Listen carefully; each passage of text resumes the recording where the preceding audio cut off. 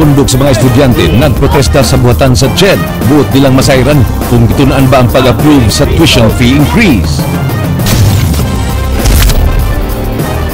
High school students sa Dakbayan sa Subo gustong ipad-drug test. Resolusyon i-propose sa konseho.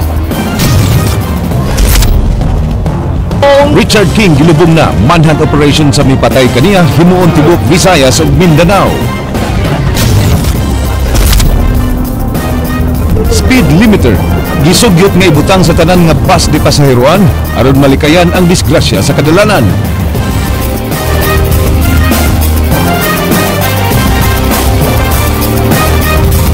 Maayong hapon Sugbo, Kabisayan. Aniya na mga balita uban sa kinatibuk ang puwersa sa News 5 Cebu karong adlaw Miyerkules petsa 18 sa buwan sa Hunyo tuig 2014. Ako si Glenn Soco. Inyo sabming madungog simulcast sa Radyo 5 101.9 News FM alang sa mas komprehensibong impormasyon. Ako si Georgia Herrera.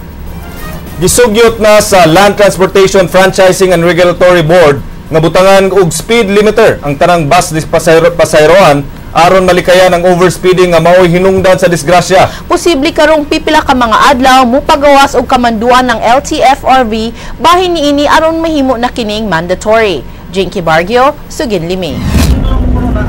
Uban ang mga tinugyanan sa LTFRB, SITOM, LTO, mga bus operators ug bus drivers, gipasakay ang mga tigbalita sa Ceres bus alang sa usa ka road test.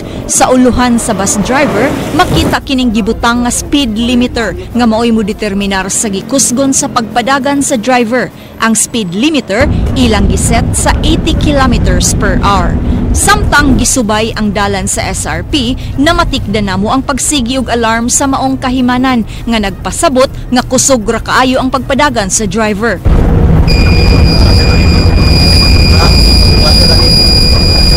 Matod sa LTFRB, importante kini alang sa plano sa maong ahensya nga pabutangan ang tanang mga bus di pasaheroan. Possible kung makita bitaw ang kanang speed diya sa atong kuan kagdagan, so makakita mismo ang mga pasahero. So mo record na siya sa instances nga na overspeeding. So possible kana nga at least magmatngo na gyud ang mga driver because na monitor na gyud ang ilahang kuan. Ang bus driver nga si Ray Neri may padayag sa iyang kabalaka. Kana sakto sa nasa. Kailan may uban nga ilang pananaw kusog pero hinera na iba. Solo iya po ng driver. Nga ilang isumbo nga dili mao. Supak man tuod ang mga bus operators sa Bagatang Sugbo apan andam gyapon silang mutuman kun kinahanglanon gayud sa gobyerno. Di kay mura man gihapon kana galing karon bitang way speedometer amo sakyanan. Kuan man gihapon namo ma-minimize man kay dili man gud daghang highway ang ato diri sa province of Cebu. So dili kayo namo necessary nga kinahanglan gyud speedometer kay pipila ka adlaw gikan karon mo pagawas na unya og circular ang uluhang buhatan sa LTFRB nga himuon kining mandatory sa tanang bus di pasaheroan. Jinky Bargio, News 5. Gawas sa overspeeding sa mga bus di pasaheroan, daghan sab ang natala nga mga kaso sa overspeeding sa mga jeep di pasaheroan ug taxi sa Dakbayan sa Sugbo. Mao nga nabalaka niini ang City Traffic Operations Management kun SITOM. Tungod sa daghang biktima nga naligsan sa kadalanan, butunta ni Joy Tumulak ang pangu sa SITOM nga lakip ang jeep de pasaheroan ug taxi butangan sab unta og speed limiter kay inig paagi nining pagiha magmatngon ang mga jeepney driver sa ilang pagpadagan. Sa hingpit nga implementasyon ugma sa pagpataas sa fines and penalties, siguradong maghinay-hinay na ang mga drivers. Gamito na to sa mga PUJ ug taxi. Total, ang publiko once mahibaw ang publiko nga ang dagan sa sakyanan itira. So nahibaw na silang daan og unsay estimate labi na gyud og kada adlaw sila mo biyahe.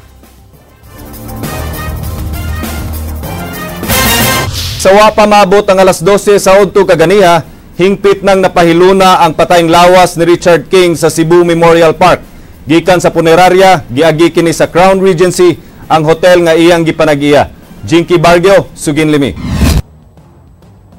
Gipahigayon ang requiem mass mga alas 8 kaganang buntag alang sa negosyanteng si Richard King sud sa St. Matthew Chapel sa St. Peter's Memorial Homes. Pulos nagsulob og puti nga sinina ang tanang mitambong.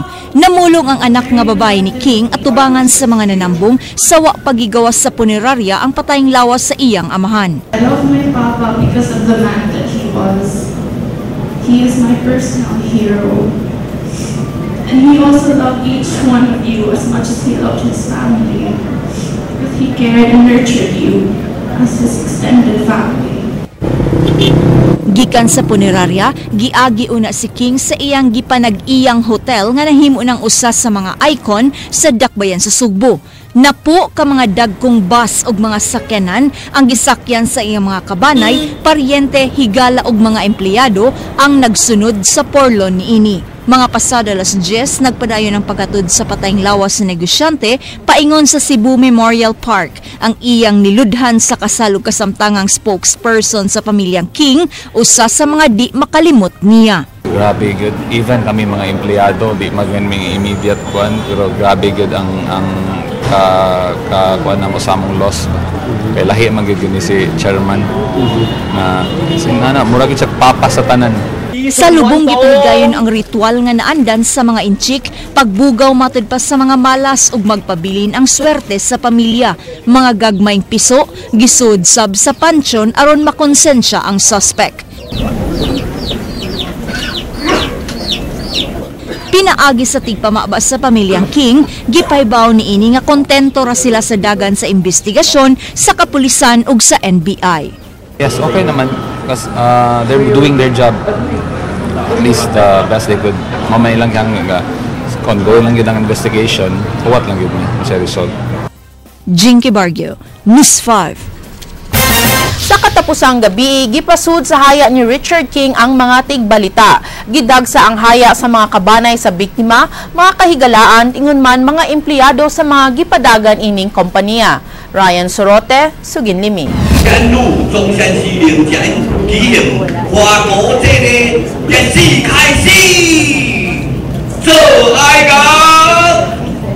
Pasado alas 8 kagabi, ang tradisyonal nga paghalad ng mapagkaon may mibuka sa service sa haya. You raise me up so I can stand on mountains. You raise me up to walk on stormy seas. Gisundan dayon kini sa prayer service nga gipangaluhan sa usa ka pastor. Gitagana ang katapusang gabi sa haya alang sa tribute sa iya mga empleyado gikan sa nakadaya ining negosyo. Mas bugat ang gibating kasubo sa mga empleyado ni ini gikan sa Vital C nga katapusan niyang kauban dito sa Davao. Mato ni Brian, kinsa kauban sa biktima atol sa pagpamusil, puno sa kalipay ug dunay bag-ong plano si King pipila ka gutlo sa wa pa kini gipatay. Gani daw nawadan sila kadasig human sa hitabo. Gipadayag sab sa suod nga business partner ni King nga si Emmanuel ang iyang kasubo. The government that we have today would correct the system because people are being shot like chickens. Tama kami. Nung sinundo siya sa airport, pagpauwi niya sa airport, bangkay na siya. So sobrang taso. Kaya sabi ko sa sarili ko, our chairman, for me, is a hero.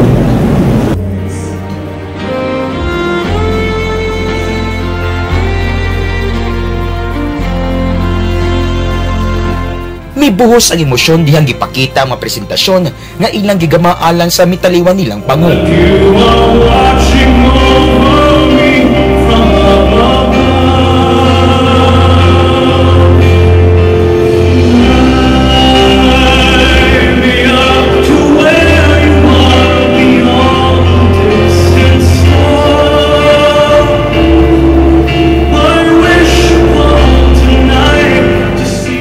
Kawadon matod pa si King sa iyang mga empleyado nga ilang gitawag nga Big Daddy.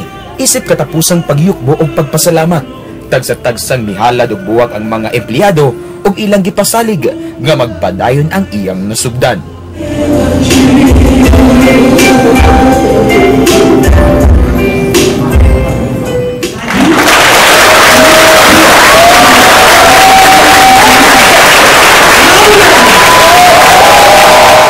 Ryan Sorote, News 5.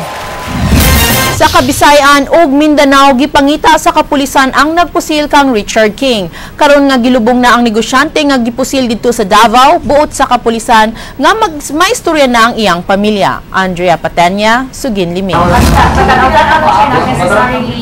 Gipadadanaw kopya ang Criminal Investigation and Detection Group 7 sa computer-generated sketch sa gunman nga may pusil sa negosyanteng taga-Sugbo nga si Richard King base sa description sa mga nakasaksi sa pagpamusil.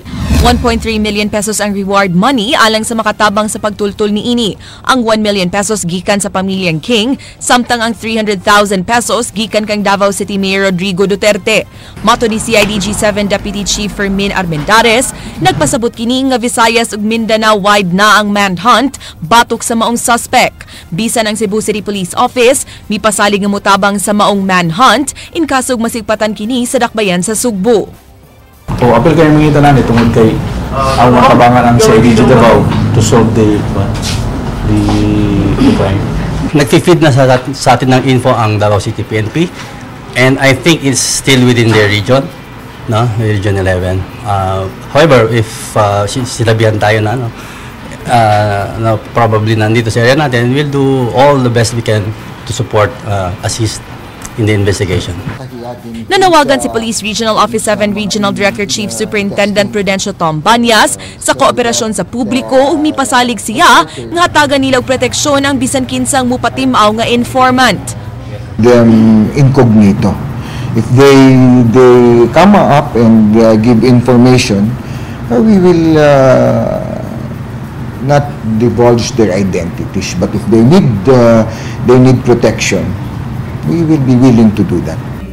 Gipasalig niya sa pamilya nga bisan og gilubong na si King, di maapil pagkalubong ang investigasyon sa kaso ug andam silang muabag sa ilang mga panginahanglan, hilabi na nga gikatahong adunay usa sa mga miyembro sa pamilya nga nakadawat og death threats.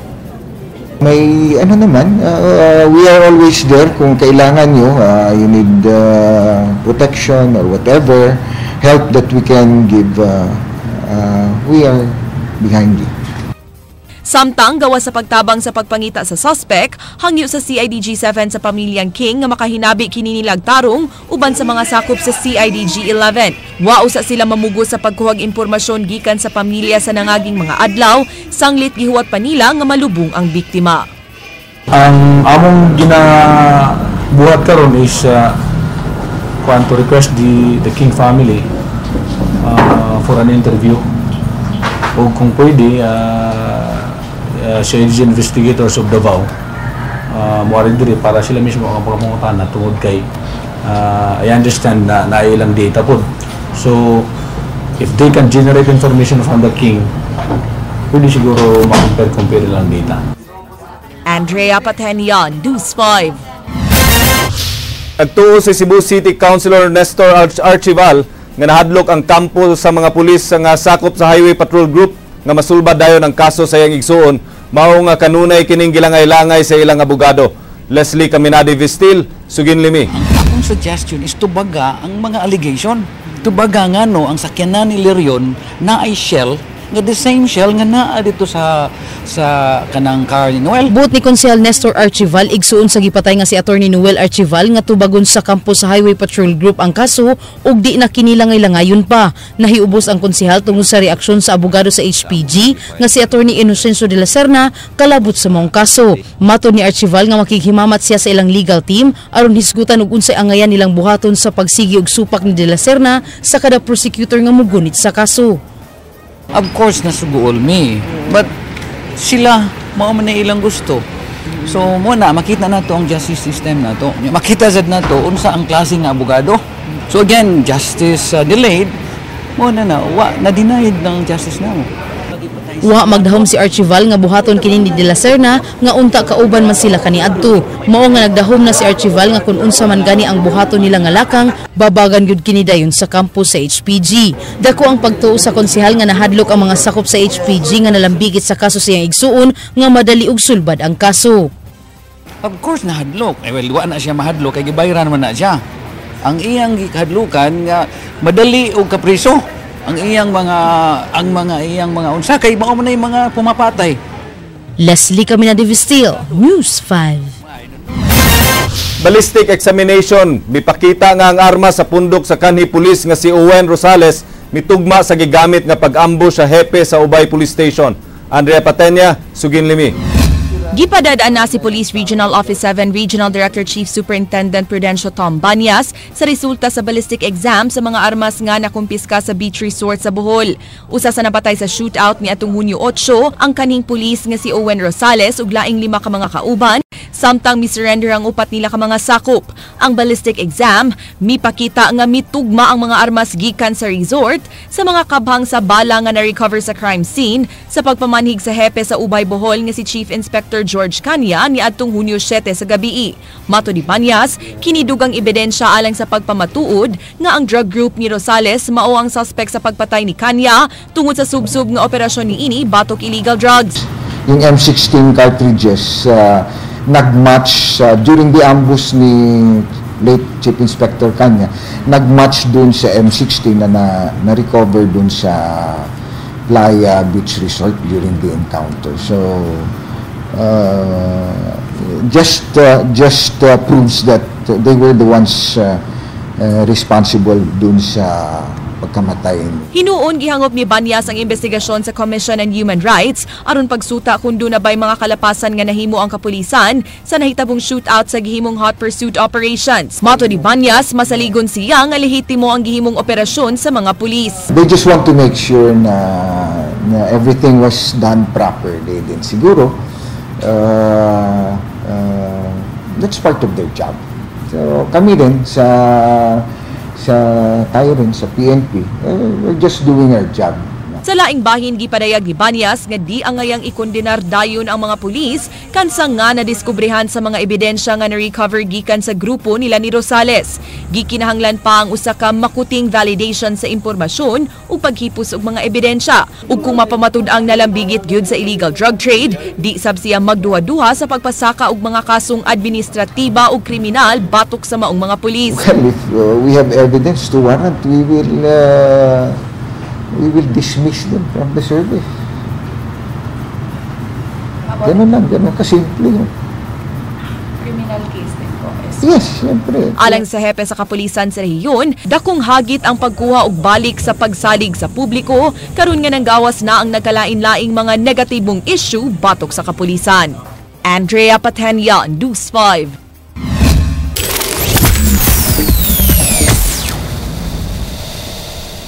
Militanteng pundok sa mga estudyante nagpiket at tubangan sa buhatan sa Commission on Higher Education. Buot nilang masayran kung gitunaan bagyod sa maong opisina ang gipang-aprobahan nga increase sa mga eskwelahan sa rehiyon. King Perez, Suginlimi. Bakit piso? Edukasyon! Edukasyon! Karapatan ng mamamayan!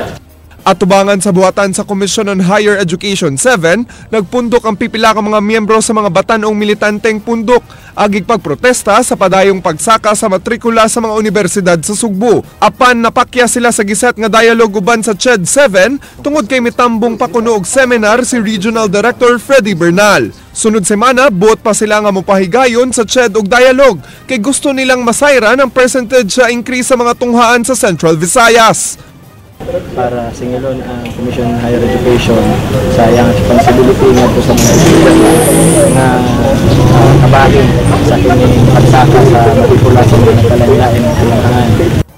Tinguha sa mga may protesta nga maklaro kung ngano giaprubahan ang mga tuition fee increase sa 14 ka mga universities o colleges sa Sugbo. Alang kanila, nahimo lang nga implementing and approving body ang CHED nga way gihimong pagtuki sa mga proposal. 8 nga to sa 10% ang tuition fee increase sa mga tunghaan sa nasud matag tuig. Matod ni Anak Bayan Visayas Vice President Nino Olaivar. Deadline of submission is April. After April, so by the end of May, nanay list of approved schools. So ang question na mo ana is makaya ba kasulod sa kabuan na half sa CHED kung unsa gid ang mga particular nga situations o conditions sa mga eskwelahan ug unsa ang mga basis sa ilang pag-propose sa ilang tuition increase. So, sa Cebu apilaan na mga UV, University of Cebu, St. Teresa's College o University of San Carlos. Tinguha nila nga maklaro gikan sa CHED-CON ang tanang mga tunghaan sa Sugbo nga mipausbaw sa tuition na aprubahan na sa CHED. Sumala sa pakisusi ni Olaivar, igo lang kuno nga gi-acknowledge sa CHED ang tuition fee increase proposal sa University of San Carlos. Please, so gusto na nato nga i-clarify sa Commission na Higher Education ang kanang status. So dako siya nga problema sa mga estudyante tungod kay pila na katuig nga constant ang increases sa mga eskwelahan. King Perez, News 5. Buti pa drug test sa konsehal sa Dakbayan sa Sugbo ang mga estudyante sa high school. Di supak ang mayor niini apan alang kaniya angay nga tan-awon usab ang mayatakan nga katungod sa mga estudyante. Leslie Caminada Vistil, sugin nimi. Midus og resolusyon si Konsehal Noel Wenceslao sa konseho aron tahasan ang buhatan sa COSAP sa pagpahigayon og surprise drug test sa mga high school students. Matud pa ni Wenceslao nga nakadawat siya og mga report nga adunay mga drug addicts nga mga high school students hilabi na kadtong mga nag-eskwela sa gabii. Matud ni Wenceslao kun masayran nga tigamit og gidiling drogas ang estudyante ila kini nga ipa-rehabilitate. We just want to verify and confirm it. And we can only confirm it through drug testing. Si Mayor Michael Rama miingon nga dugay na siyang nasayod sa problema sa pag-abuso sa gidili nga droga sa mga estudyante sa high school. Apan alang kaniya, gikinahanglan usab hatagan og konsiderasyon ang katungod sa mga batan-on nga ipa-drug test sa konseho. If there is no source, there is no buyer. If there is no source, there will be no supply. Leslie Caminada Vistil, News 5.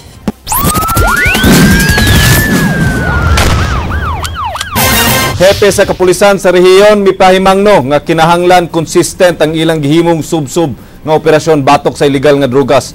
Nang hinaot kini nga dili lang pagpahumot ang gihimo sa mga pulis. Andrea Patenya, sugin limi. Yung nameplate kasi Gikomendar ni Police Regional Office 7 Regional Director Chief Superintendent Prudencio Tom Banyas ang Cebu City Anti-Illegal Drug Special Operations Task Group sa pagkasikop sa giingong Level 2 drug pusher sa Barangay Apas kagahapon.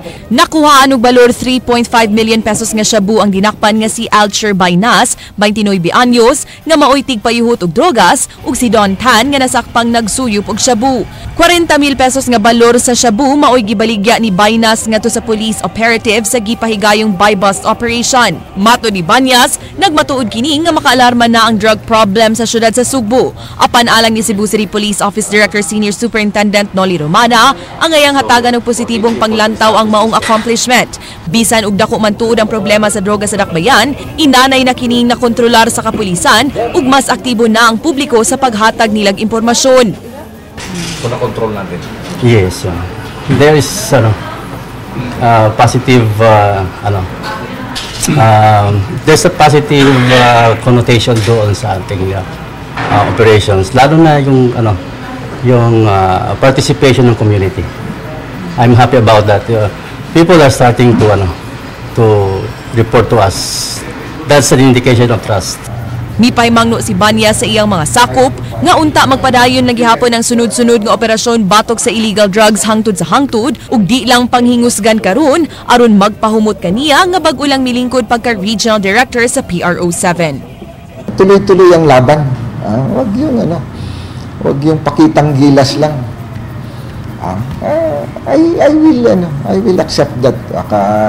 Medyo sir, mukhang nagre-relax na kayo. Wala na kayong accomplishment. It's either that we have successfully minimized the problem or baka relaxing na naman po mga kapulisan na to. Andrea Patenya, News 5. Maragsuong drug pusher og laing usa ka wanted sa kasong pagpatay nadakpan sa kapulisan sa Waterfront Police Station pasado alas 9 kagabi sa may Barangay Tejero. Sugin limi, Ray Pasaporte. Nakadawat og impormasyon ang kapulisan sa Waterfront Police Station nga nagduwa og bingo machine sa may Morelos Street, Villa Gonzalo daw sa Barangay Tejero ang wanted sa kasong murder niadtong miaging tuig nga si Jusel Lacson alias Tutong. Pagkakita ni Jusel doon na, pagkakita ni Jusel nga nagsingabot ng atong mga pulis, nidagan niya dito sa sud atong dunay gamay nga kwarto doon ra sa datong yung giduwang bingo machine, which it turned out nga kwarto ining Carlito. Daw gidi malas ang magsuong laborera nga silang Carlito ug Danilo kay di unta sila madakpan kundi patungod ni alias Tutong. Incidentally, nakitaan si Carlito Puntillas ug kini si iyang igsuong is Danilo Puntillas sa laborera nga nagpreparar og para gamit sa Shabu. Mao na gi-preparar ni Danilo, well kini mo sa niya na timingan nga diya sa gigunitan. Mao nga nahisama og hitting 3 birds in one stone ang nahitabong operasyon. Para alita ragot ng personal ba. Pero dili drugs. So di gini inyo ha. Dugang sa Waterfront Police nga duna sila'y report nga nadawat gikan sa ilang headquarters nga nag-operate og illegal nga droga si Carlito sa Barangay Tejero. Ray Pasaporte, News 5. Batanong singer kinsa nahimong runner-up sa Sinulog Idol karong tuiga, patay human madas magiog multi-cab samtang nagpaabot og masakyan nga jeep. Jinky Bargyo, Sugin Limi. Dead on the spot ang 17 anyos nga si Sheila May Bukog nga taga Laray Barangay Inayawan human siya mabanggai og multicab pasado alas 6 kagabi sa Dan C. Padilla. Ang biktima mao ang first runner-up sa Sinulog Idol karong tuiga. Giingong nagpaabot og jeep si Sheila May aron mo pauli dihang kalit siya nga gidasmagan sa naghaguros nga multicab. Wa siya mo-observe sa proper distance isig kasakyanan. Doon ay POJ nga nihunong sa iyang atubangan. So kusog ang iyang dagan, milihay siya. Paglihay niya, paingon siya sa right side, dito daplin sa daan, nikat-kat siya sa gutter, naigo itong naghuwat og POJ, kining biktima. Midepensa ang driver sa multicab nga si Alan Villarin kinsa gitanggong karon sa sitom nga nawad-an kuno siya og control sa iyang gimaneho. Aksidente gid kuno ang hitabo kay bisan siya nakahiagom og samad sa bukton ug tiil ug ang iyang ubang parte sa lawas dihang naipit siya sa multicab. Pabuntol na, pabuntol sa tiil. Nagtuo ko nga ako natong brake nagyapon kasi ladog mo kung kapakit sa pagayo sa sa usti. Mga gitikanan sa akon sa iluwar gid taon ko kay wa dito na ko dito disgrasya gito. Atul sa hitabo naangin sa banglain pang babae nga luwas na karon gianugunan ng inahan ni Sheila sa pagkamatay sa iyang anak. Nakuratan pa sila sa hitabo ug di pa makadesisyon kung kasuhan ba ang driver sa multicab. Salamat lagi tayo, may bata pa kayo siya, 17.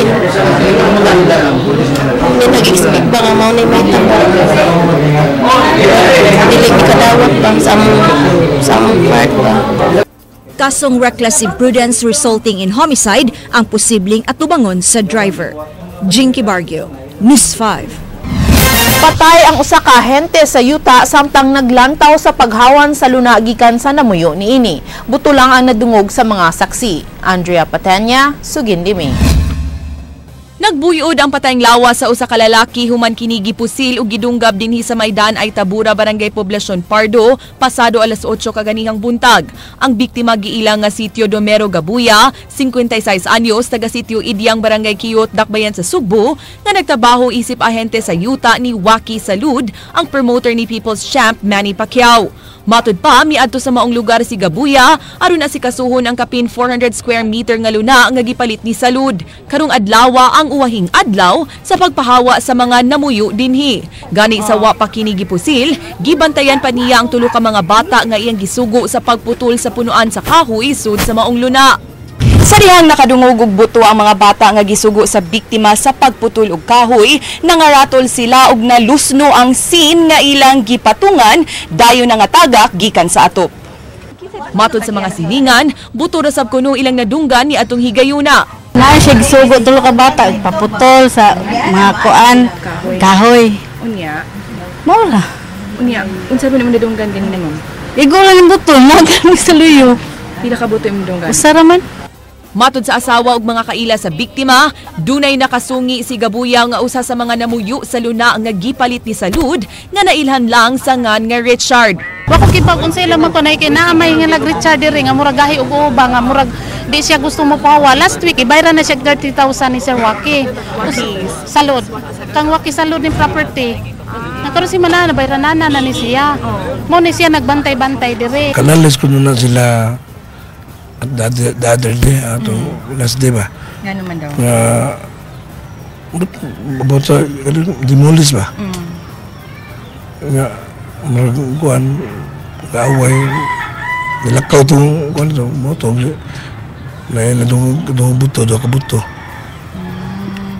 Ngitigbas, awagi, dunggap ang liog. Suway nga gisusi sa mga pulis ang bay sa gidudahang suspect apan way tao sa sud ni ini. Padayon pa ang hot pursuit operation sa kapulisan batok sa suspetsyado. Andrea Patenia, News 5. Upat ka tawo nadakpan kagabi sa Mabolo Police Station nga nalambigit sa iligal nga sugal nga swertres. Ray Pasaporte, sugin ni Mi.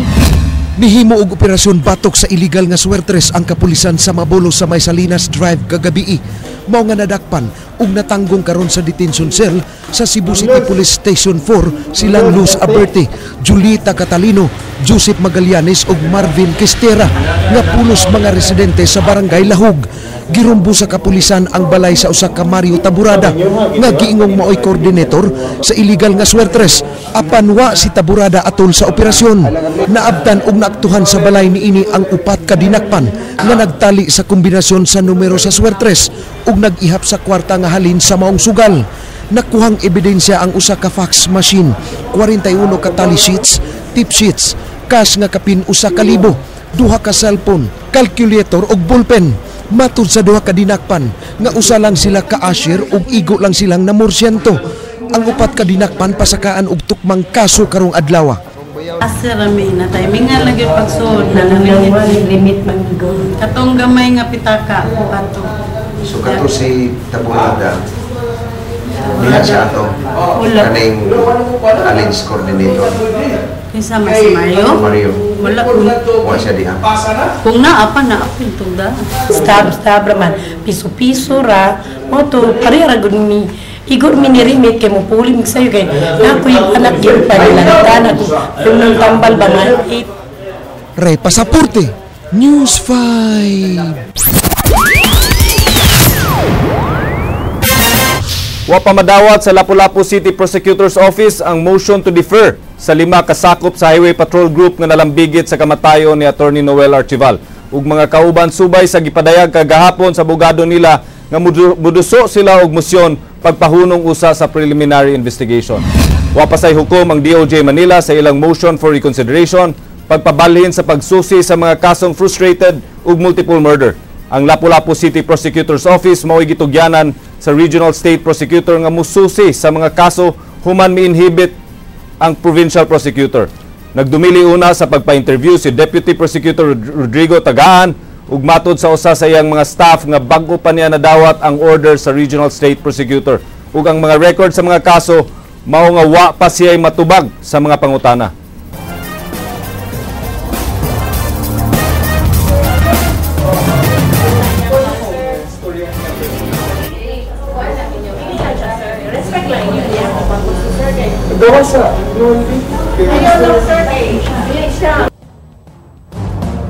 Ibanabanang miabot sa 1.1 billion pesos ang kinatibuk-ang revenue sa Kapitolyo gikan sa buwan sa Enero hangtod sa Mayo karong tuiga. Matod pa ni OIC Provincial Treasurer Emmanuel Gial nga mas dako kini kun itandi sa samang panahon sa miaging tuig. Tanang tinubdan sa kita sa Kapitolyo misaka matod ni Gial lakip na niini ang collectibles ug buhis. Aduna siya nadawat nga kapin 168 milyones pesos ang Kapitolyo matagbuan gikan sa Internal Revenue Allotment. Target sa Kapitolyo nga makabot ang 2.3 billion pesos karong tuiga. Of course, dagan na siya ang from share of Internal Revenue Allotment and then sa local taxes nato, local taxes, fees and charges, and then economic enterprise. Happy, no? Hindi pa ito ang increase ng revenues. Then, magamit na for our basic services. Gikan sa duha, gimando sa gobernador sa lalawigan sa Sugbo nga usa na lang ang Provincial Bids and Awards Committee. Ang gitudlo nga sakop sa PBAC ang mga bagong gi-appoint ni Davide nga mga department heads. King Perez, Sugin Limi. There's going to be only one back. Gimando ni Governor Junjun Davide nga usa na lang ang Provincial Bids and Awards Committee sa Kapitolyo. Pagkakaroon lain ng komitiba alang sa pagbid sa goods and services, samtang lain usab sa infrastructure. Matud sa gobernador, wa gidili sa balaod nga usa lang ka Bids and Awards Committee. But the law also provides na the back may also create divisions. No? So they decided na mas maayo tingali usaw na lang yung back, conformably to the provisions of the Procurement Act. 5 ka mga department heads ang gitudlo ni Davide nga maoy mulangkob sa bagong Bids and Awards Committee nga sila si Provincial Administrator Attorney Mark Tolentino, Provincial Attorney Orvi Ortega, Provincial General Services Office Head Joan Sepe, Provincial Engineering Office Head Engineer Hector Hamora ug si Provincial Assessor's Office Head Alma Sibonga. Sila si Attorney Tolentino, Attorney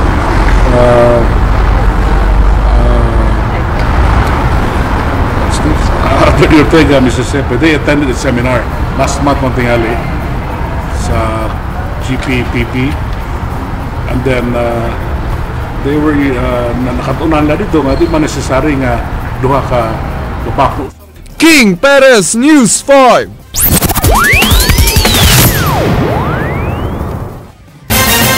Gipaabot sa gobernador karong semanaha ang rekomendasyon sa PBAC kung unsay desisyon sa gihimong bidding sa security services sa Kapitolyo. Usa sa tulo ka nagtabla sa mga bidder gidisqualify na. Mubalik si kapatid King Perez.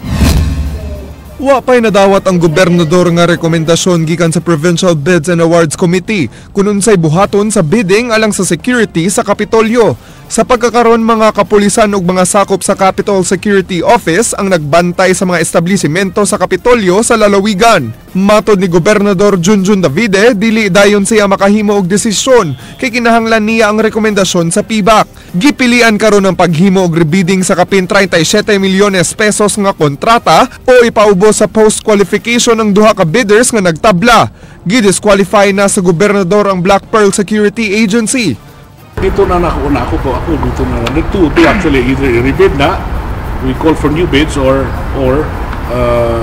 among the two, post-qualify ang duha, katong tactical and GDS, post-qualify. And then, kung sa resulta na, then we will move from there.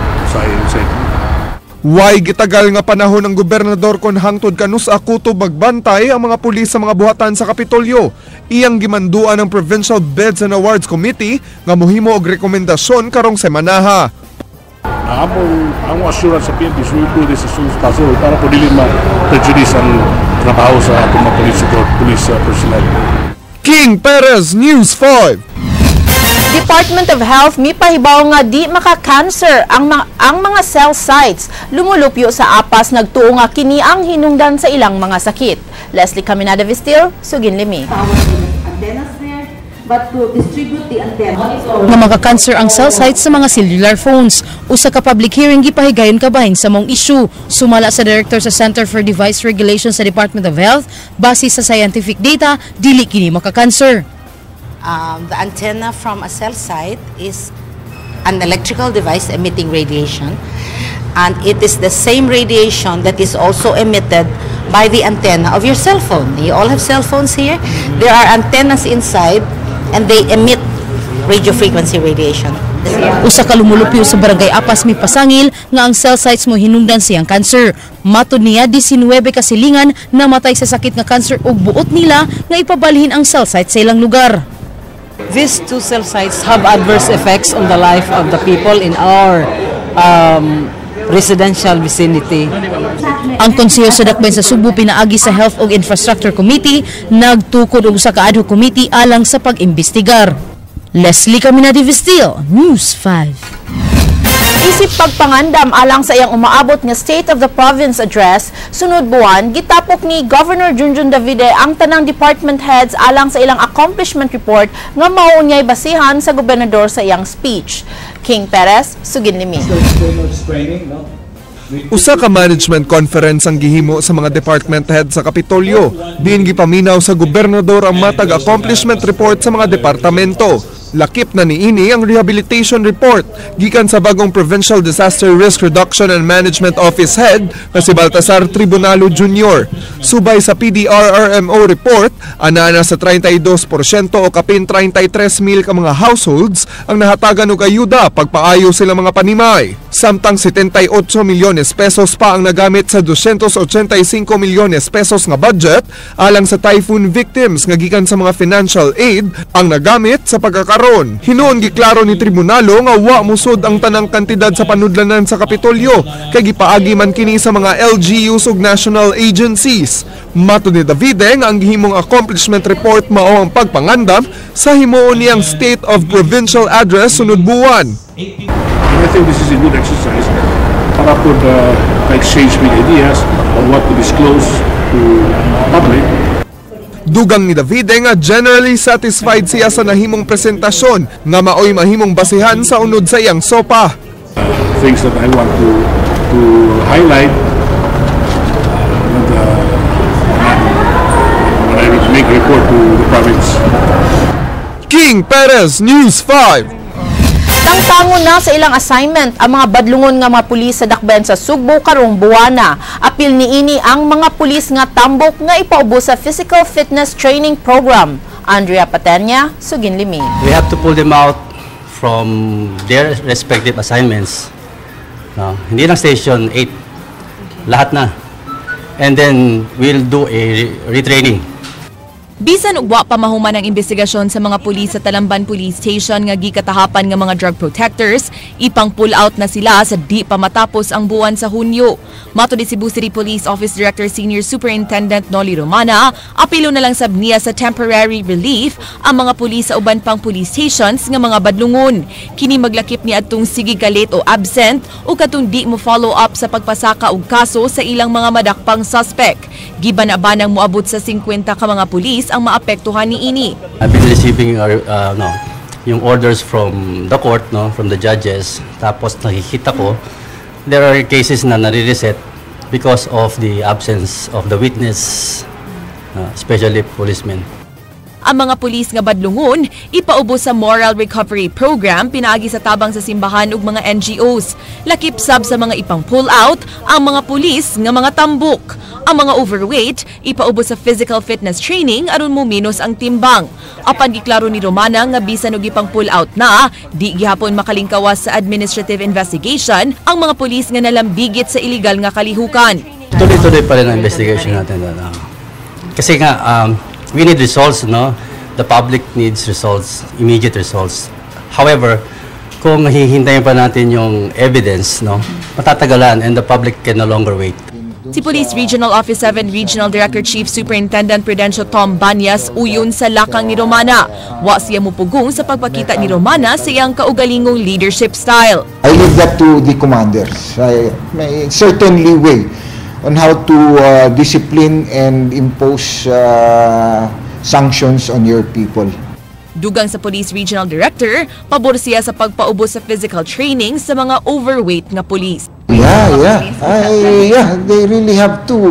Paano mo naman mahabol yung mga kriminal kung di mo titingnan sarili mo? Okay lang magkaon. Lami kayo pagkaon din sa Cebu. Pero nakakadagan mo, the more you eat, the more exercise. Andrea Patenya, News 5. Usa ka kumpanya mitanyag sa kagamhanan sa dakbayan sa Sugbo sa paggamit og electronic tricycle. Leslie Caminadi Vestil, Sugin Limi. Gipakita sa Bit Philippines Incorporated sa kagamhanan sa dakbayan sa Sugbo ang gikatawag nga electric tricycle. Gihulagway kini nga gamit kaayo sa kapulisan, pagkolekta og basura ug uban pa. Mahimo sab kunong mapulihan ang mga tricycle nga nagdagan karon kay passenger type kini ug di sab makadugang sa polusyon. It doesn't produce any pollution or emissions, which is a good thing. So actually we want to replace sana yung mga tricycles, yung mga two-stroke, yung mga old models, which is actually a good idea. Parami yung population, dagdag tayo ng dagdag ng mga yung traditional na tricycles. Would it be better na ito sana yung i-replace natin? Gisuwayan kini ni Mayor Michael Rama ug miingon nga duna pay angayang i-improve ang maong transportasyon sama sa pag-charge nga mulanat ug dugay aron makabiyahe og layo kay 50 kilometros ra ang gilayon nga maabot sa baterya niini. Wa kay makita ang balay. So moorong sa kaki, 30 minutes mo na nga. There got to be some innovations, improvements, so that it can be somehow autonomous. Leslie Camina de Vistillo, News 5. Suwayan karon sa Rain or Shine Elasto Painters ug ang Alaska Aces nga moabante sa semifinals sa PLDT Home Telpad PBA Governors Cup sa Smart Araneta Coliseum. Bago lang gisugdan ang sangka tali sa Elasto Painters batok sa Air 21 Express, din makita ninyo karon ang duwa live sa Action TV Channel 29 ug madungog sab ninyo sa Radyo 5 101.9 News FM. Karong alas 8 sa gabi, magsangka ang Aces batok sa Barangay Ginebra Gin Kings. Sa higayon nga parehong mudaog ang Elasto Painters ug ang Aces, sila na mao'y magsangka sa best of 5 semifinals kaya doon na sila twice to beat advantage batok sa Express ug sa Gin Kings. Una may abante point advantage para sa Rain or Shine. Ug ang Sunmig Coffee Mixers kinsa parehong mipalagpot sa ilang mga katbang sa mga mao ang Barako Bull Energy ug Cola ug ang San Miguel Beermen. Siya na foul. Yo will run the offense in the half court. Binigay niya kay Sutton in the post. Sutton on the repost. Again Norwood. Reed ready to help. Sutton inside. Couldn't score. One more chance. Dominique Sutton. He is fouled inside. Yun na nga eh. Yun ang tatanungin ko. Totoo ba yun? May second job kasi si Dominique Sutton. Ganong kalakas at ganong kadali yung talon para kay Dominique Sutton. That's a good sign for Air 21 that they have a healthy import. Let's turn it over to Sel Guevara. Arizona Reed loves his mid-range jump shots. At tuwing napapasok ang kanyang mga tira, he becomes more confident dahil paalala yun sa kanya that he's in his best game shape since playing for the PBA, and that's his way of motivating his teammates to never hesitate on taking a shot. Balik sa inyo. Malaking bagay yun, ha? You know, if you are knocking down certain shots that boosts your confidence, and for Arizona Reed, yun yung kanyang outside shooting because tumataas yung kumpiyansa mo. Alam mo naman, kaya niya shumot sa loob eh. Yung mas questionable kapag lumana yun. And you know, when you watch him play, he's not athletic, not too athletic, not too spectacular, but he gets a job that really efficient. Perfect yung size niya para dito sa PBA and the type of ball game that he plays. He's a strong rebounder, you know, undersized of course for the NBA. That's why he is able to excel here in the PBA because he can do, kumbaga yung galaw niya pang big man. Na yung katangkaran niya pang PBA. Norwood second offensive rebound. Reed saves it. Balik sa labas kay Reed. He knocks down the three. Brought to you by PLDT Telpad, the only online landline. Every single point. Maukadto ang usa ka oras nga pagbalita sa Aksyon Bisaya. Kini si Glenn Soco. Musunod na ang Action Prime. Daghang salamat. Ako si Georgia Herrera. Bisan asa, bisan kanusa, kapatid. Kay di ilang kutob sa balita. Aksyon!